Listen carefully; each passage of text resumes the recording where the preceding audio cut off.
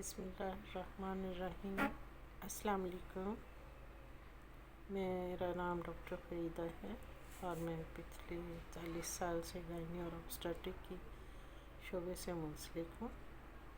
اسلام آباد میں as a private practitioner کام کر رہی ہوں۔ اس سے پہلے میں سعودی عرب میں کنگ سینٹرل ہاسپٹل میں گائنی اور obstetric کے شعبے کے ساتھ منسلک رہی ہوں۔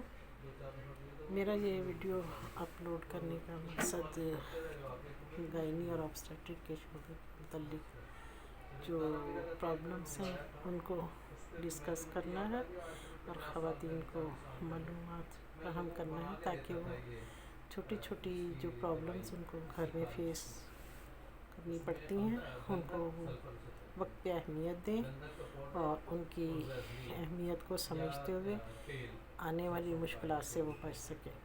تو اس سلسلے میں نے ایک سیریز بنائی ہے اور وقتاً فوقتاً انشاءاللہ تعالیٰ میں وہ ویڈیوز اپلوڈ کرتی رہوں گی۔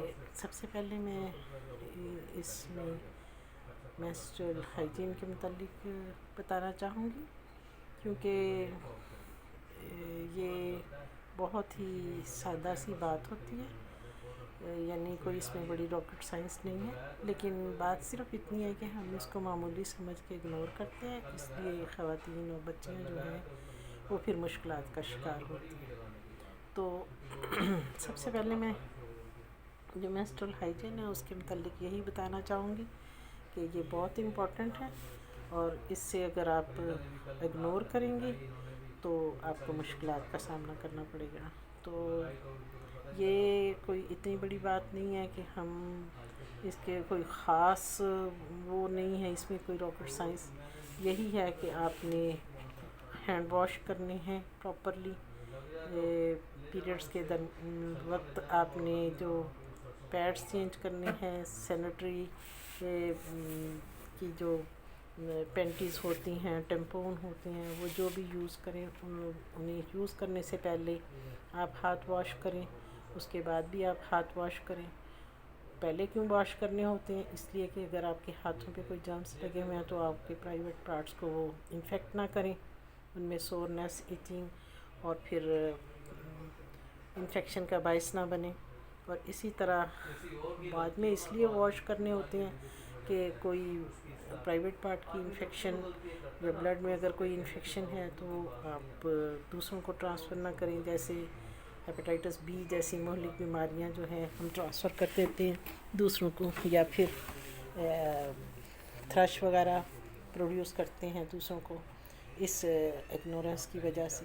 تو یہ معمولی بات ہے کہ ہاتھ واش کرنے ہیں ان ٹمپونس کو اور پیڈس کو استعمال کرنے سے پہلے بھی اور بعد میں بھی۔ اسی طرح جو نہانے کا ہے کہ موسٹلی میں نے یہ محسوس کیا ہے کہ خواتین یا بچیاں سمجھتی ہیں کہ نہانا جو ہے وہ شاید پینس پروڈیوس کرتا ہے اور ایکسرسائز سے بھی بچنا چاہیے، تو ایسی کوئی بات نہیں ہے۔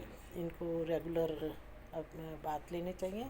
ریگولر بات سے نہ صرف کہ جو آڈرنٹس آتا ہے مخصوص حیض کے دنوں میں اس سے بھی وہ بچ جاتی ہیں، پھر اپنے آپ کو وہ جو ریلیکس فیل کرتی ہیں، پینس نہیں، ہاٹ واش وغیرہ جب ہاٹ بات لیتی ہیں تو وہ پینس بھی نہیں ہوتا ہے، اسی طرح ریگولر ایکسرسائزز سے بھی نہیں ہوتا ہے۔